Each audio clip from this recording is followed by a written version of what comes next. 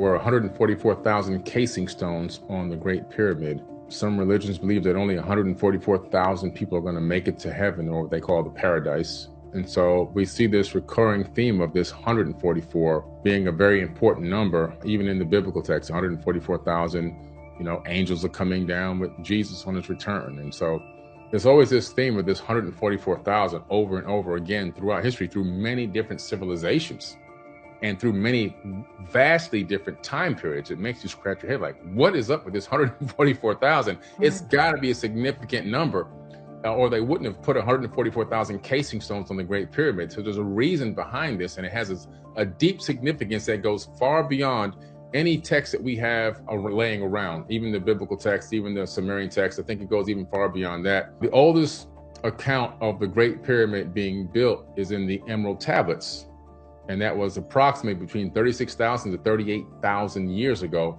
when Thoth, the Atlantean priest king who ruled over the land of Kem before it was called Egypt for 14,000 years, he wrote down himself in his own tablets that he had built the Great Pyramid patterned after Earth's force, and he built it to stand the test of time so that it too might remain through the ages, which it has. And so you have to think, at the time that he architected this and drew the floor plan for this and had it created and built, he already had worked in 144,000 casing stones. So we're talking about this number 144,000 going back at least 36 to 38,000 years ago.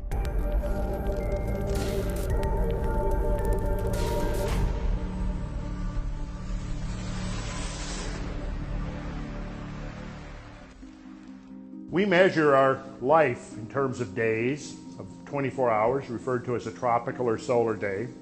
And it turns out that 24 of these hours are 1,440 minutes. This is one of the key numbers within the ancient canon of numerical cosmology that the ancients used to basically design and create their world. The 1,440 minutes equates to 86,400 seconds. If you just listen to these numbers, look at them, and let them kind of soak into your brain. Once you've gotten into this as actually a system, a methodology of transmitting information, these numbers are actually carriers of information, because each number stands for meanings beyond just the apparent ones. So we see 1,440 minutes is equal to 86,400 seconds, and a 12-hour span of time, which is usually represented on the clock, 720 minutes, which equals 43,200 seconds. Just look at those numbers. You'll think that obviously 43,200 is half of 86,400. So these are just examples of some of the time measures, how we think about time in our particular culture. Space measure, we talk about a foot, we talk about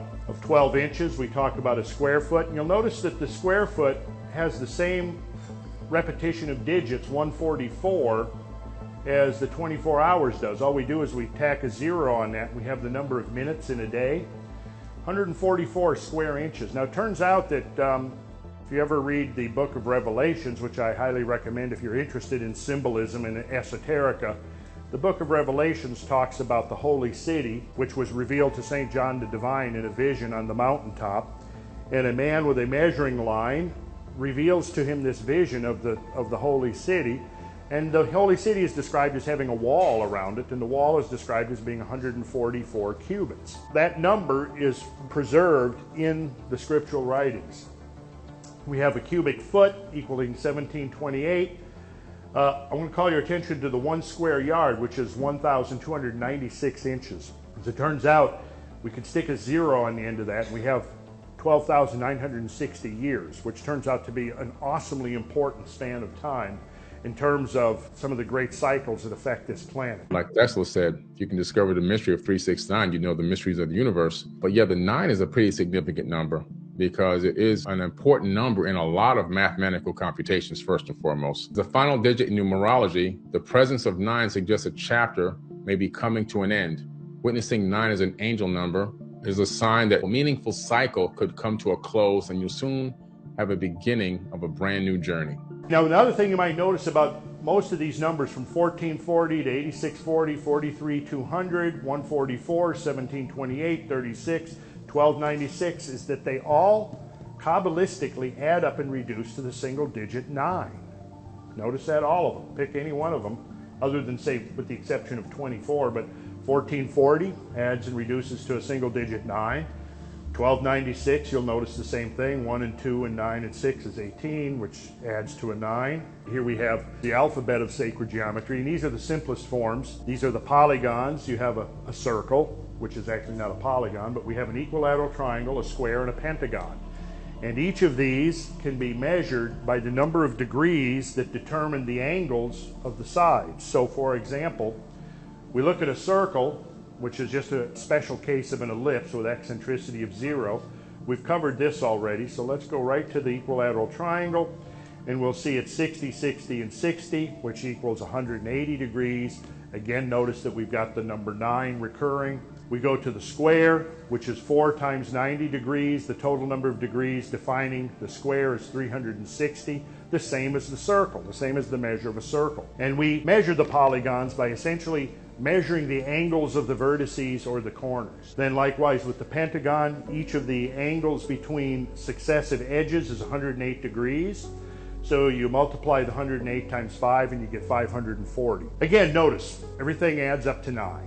If you take 25,920 seconds and set each second corresponding to 1 year, you'll discover it's exactly 432 minutes. 25,920 hours in turn is 1,080 days, and 25,920 days is equal to 72 years in the sacred calendar, which is interesting because I think most determinations of the average human lifespan right now in history is about 72 years. In the Vayu Purana, we find verses like this: 360 years, according to the human calculation, constitute one divine year. Wise people know that there are 4 yugas in Bharatavarsa.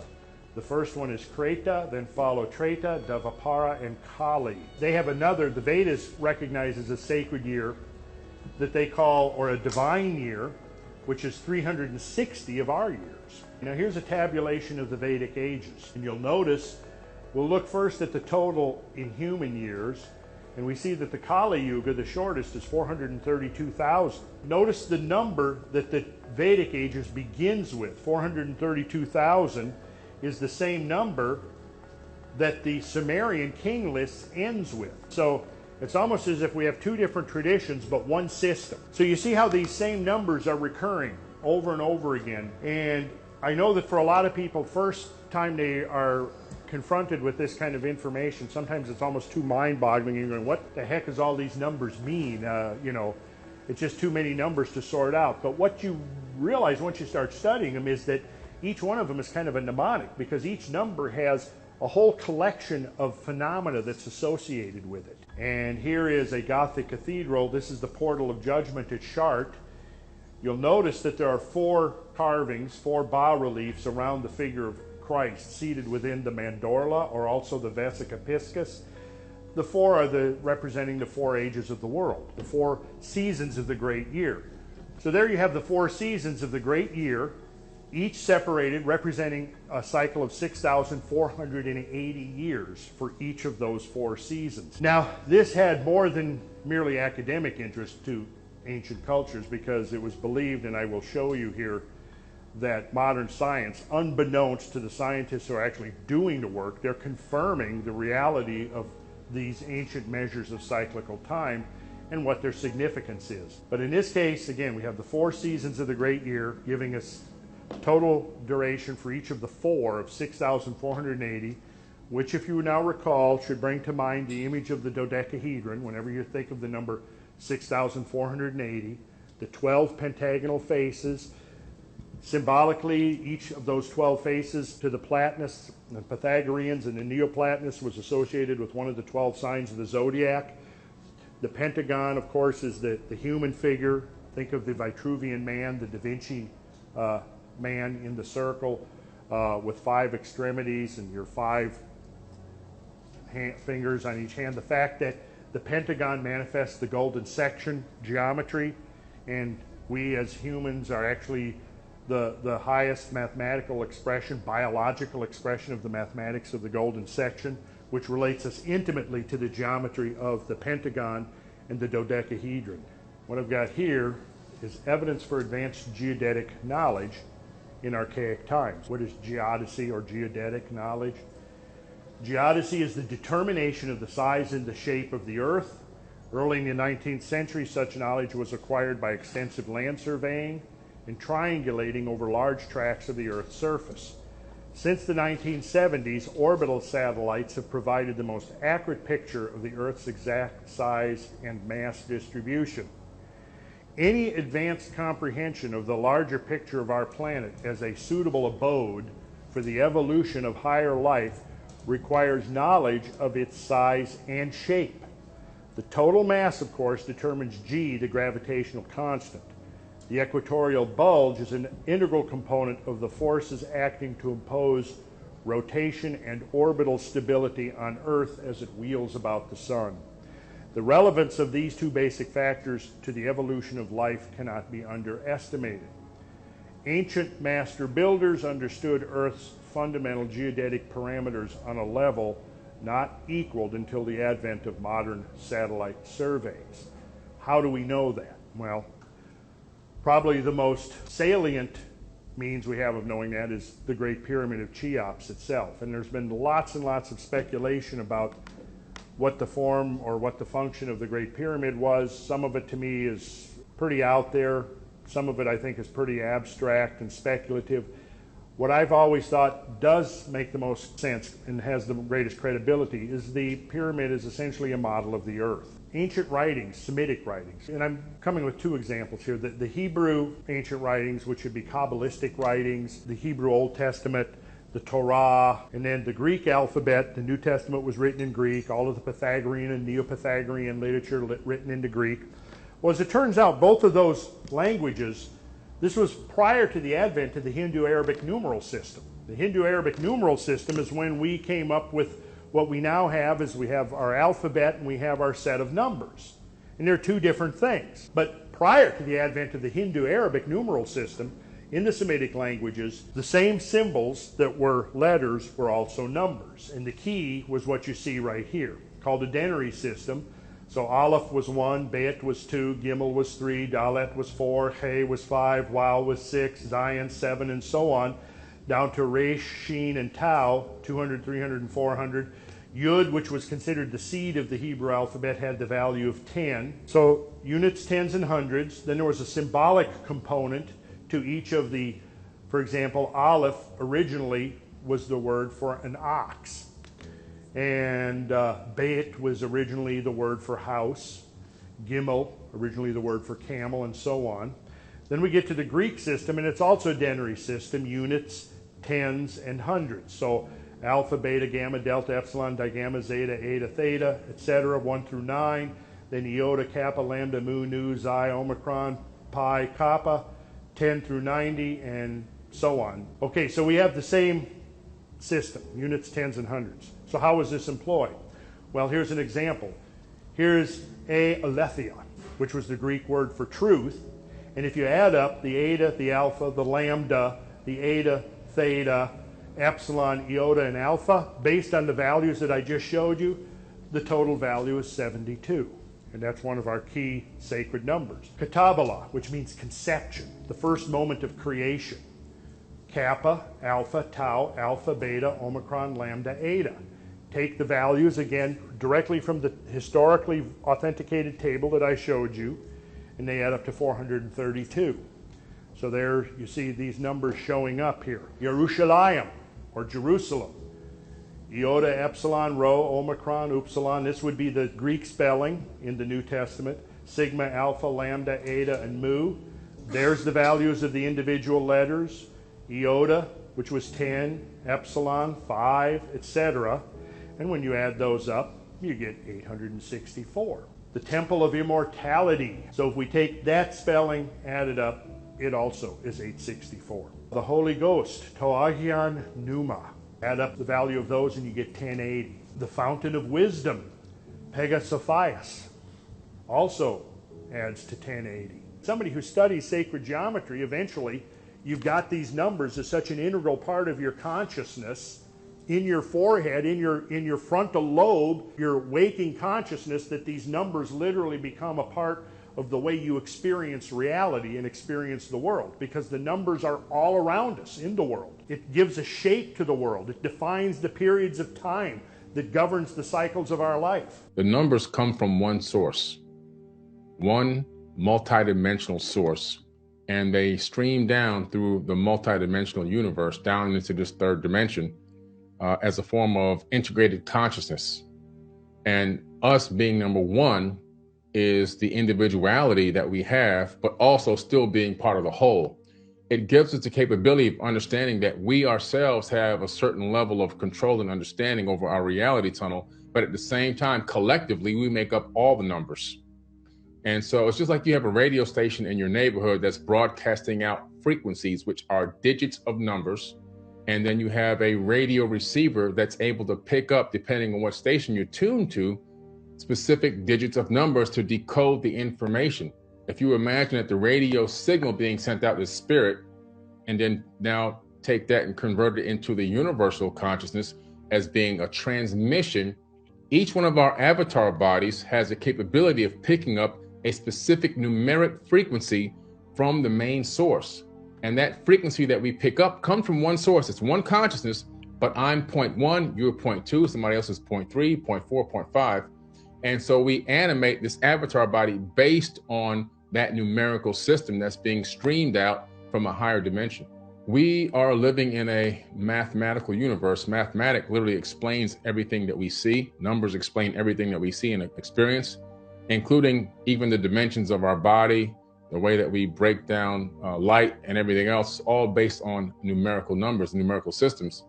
And so what's beginning to happen is people are finally waking up to a certain level where they're starting to see a little bit beyond the veil and start to recognize some of the synchronicities that are occurring right around them.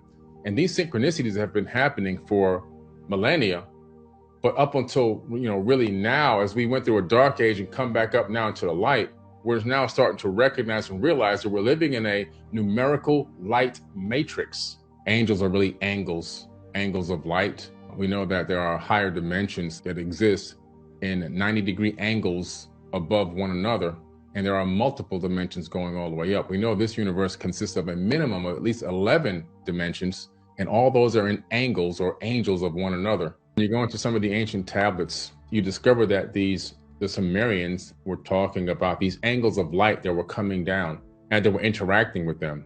Those angles of light later became known as angels. And they made it into the Bible as angels. And these angles of light were these beings that supposedly were coming from heaven to earth. And in the Atrahasis epic and in the Enuma Elish, they're known as Anunnaki, which means those who from heaven to earth came. And so from the perspective of a human being back then, anything that came from outside the earth was spiritual, was God, was from the Creator. And so over time, as people became more and more religious, because these beings influenced religion, they then became angels and they had wings. If you look at the Sumerian depictions, you'll see depictions of these beings with wings on their backs. And what do you see in modern day angels? They all have wings on their backs. And I heard a voice from heaven as the voice of many waters and as the voice of a great thunder. And I heard the voice of harpers harping with their harps. And they sung, as it were, a new song before the throne and before the four beasts. And no man could learn that song but the 144,000 which were redeemed from the earth. Now, when you get into Kabbalistic studies, you can go to the English translations to lead you into the outer portals. But if you want to get into the inner teaching, you've got to go beyond that, and you've got to go back to the original languages. And I'm not going to get too much into that, but the word redeemed is actually a very interesting word. It's talking about the redeemed of the earth, 144,000. We discovered that the word was agorazo, from agora, and it means to go to market. So basically what it's saying is that those who achieve salvation at the day of judgment are those who go out and go shopping. What's the connection with going to market? Well, as a place, properly the town square, that should be the first clue, the square. See, there's your geometry. As a place of public resort, by implication, a market or thoroughfare. So the idea first is the idea of a square because the marketplace would be built around a square, a literal square. So it became associated with the idea of people gathering within this square. Go to market, by implication to purchase, especially to redeem. This is the idea of collecting within the square again, right? Well, this thinking now about metaphorically collecting one's faculties, but also to waken or to rouse literally from sleep, from sitting or lying, from disease or death, or figuratively from obscurity or ruin. It means to awake, to lift up, to raise up, to rear up.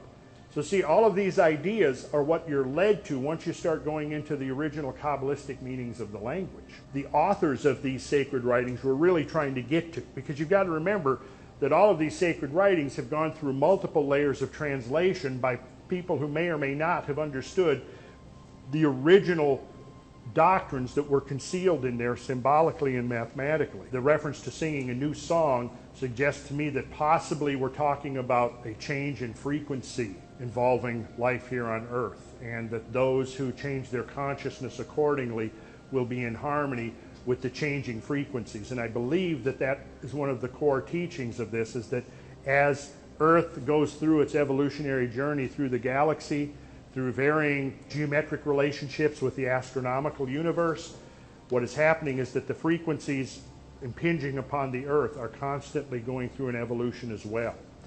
And part of understanding the ancient secrets or methods of the master builders of old was utilizing the sacred geometry and the geodetic knowledge to create structures that resonated with the Earth, because they were harmonically attuned to the Earth. I think that's part of what's going on, trying to understand the sacred science behind structures like the Parthenon and the Great Pyramid and many of the other temples, is this science of harmony, of the science of resonance, and creating structures that vibrated according to certain frequencies, and those frequencies would be attuned to the slowly changing frequencies of the Earth itself as it goes on its cosmic journey through the universe. One of the implications of this, it follows from this truth.